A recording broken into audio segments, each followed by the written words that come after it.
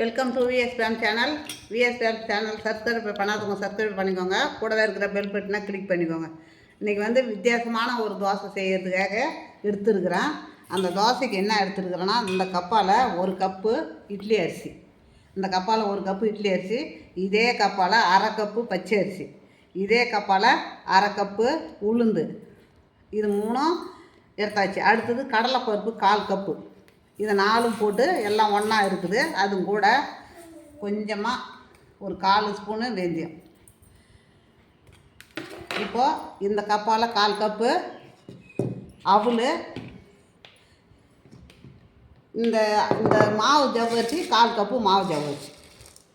இதே பச்சரிசி மாவு பச்சரிசி தான் எடுக்கணும். புழுங்கல் அரிசி இட்லி அரிசி எடுத்துக்கலாம். பச்சரிசி மாவு பச்சரிசி தான் எடுத்துக்கணும். அதே மாதிரி இந்த தோசைக்கு இதை ஊற வச்சு ஒரு 6-7 மணி நேரம் ஊறட்டுங்க. இது ஊறின பிறகு இந்த ஜவ்வரிசி நல்லா ஊறின பிறகு எல்லாத்தையுமே அரைச்சிட்டு இதை தனியாக அரைச்சி தான் இதை கூட சேர்க்கணும். சேர்த்து கரைச்சி வச்சு ஒரு 6-7 மணி நேரம் புளிக்க வச்சு தான் அப்புறம் தோசை ஊற்றணும். நம்ம இதை ஊற வச்சுக்கலாம். ராத்திரி அரைச்சிட்டாங்க. இது 8 மணி நேரம் புளிச்சு இருக்குது. இந்த மாவை பாருங்கள் எப்படி இருக்குது, சூப்பராக இருக்குது பாருங்கள். இதை நாம் சூடாக தான் சாப்பிட்ணும். சூடாக சாப்பிட்டா அவ்வளோ ஒரு டேஸ்ட்டாக இருக்குங்க, சூப்பராக இருக்கும். சூடாக தான் சாப்பிட்ணும். ஆற வச்சு சாப்பிட்றத விட சூடாக சாப்பிட்டா இது பாட்டில் கட்டி காயட்டும். நம்ம அதுக்குள்ளே இதுக்கு இந்த தோசையில் மேலே தடவணும். மேலே தடவுறதுக்காக தான் அந்த சட்னி அரைக்க போகிறேன். இதை அரைச்சி எடுத்து தோசையை ஊற்றி அது மேலே தடவுறதுக்கு வெங்காயம், சின்ன வெங்காயம் எடுத்துருக்குறேன், இஞ்சி எடுத்துருக்குறேன், பூண்டு எடுத்துருக்குறேன், மிளகா 2 மிளகா, பட்டை மிளகா 2 எடுத்துருக்குறேன், புளி கொஞ்சம், கறிவேப்பிலை கொஞ்சம். இதுதான் இதுக்கு தேவையான பொருள், வேறு எதுவும் இல்லை. இதை நான் அரைச்சின்னு தோசையை ஊற்றி அது மேலே நான் தடவி அதை காமிக்கிறேன். மரம் இருந்ததுன்னா இந்த மாதிரி நம்ம அறுத்துக்குனாக்கா நம்ம தேய்க்கிறதுக்கு ஈஸியாக இருக்கும். நம்மளுக்கு இந்த கடையில் வாங்குறதெல்லாம் தேவையில்லை. இந்த வாழை மரம் எல்லாத்துக்கும், வாழை மட்டை நம்மளுக்கு எல்லாத்துக்கும் நல்லது தான், பயன்படும். அதிலே ஒரு மருத்துவ குணம் இருக்குது. இப்போ இந்த தோசைக்கு மாவு கொஞ்சமாக எடுத்துருக்குறேன், நம்ம ஊற்றிக்கலாம்.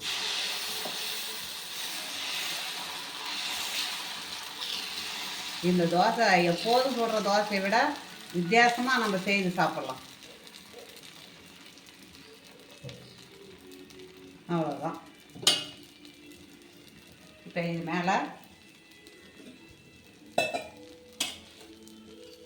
இது மேலே நம்ம இப்போ அரைச்சி வச்சுருக்கிறோம்ல, பட்டை மிளகா, வெங்காயம், கறிவேப்பிலை, இஞ்சி, பூண்டு, புளி இதெல்லாம் போட்டிருக்கிறோம் இல்லையா, அதை நாம் இப்போ இதில் போட்டுக்கலாம்.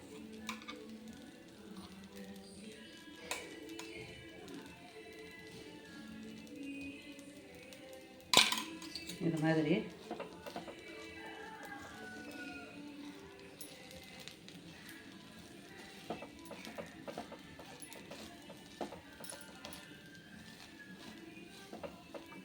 அவ்வளோதான். இந்த மாதிரி வித்தியாசமாக செய்து பசங்களுக்கு கொடுங்க, சாப்பிட்டு ஸ்கூலுக்கு கிளம்புவாங்க.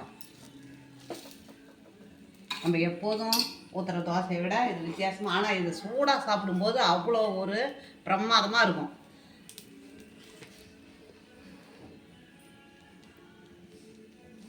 இப்போ நம்ம இதை எடுத்துக்கலாம்.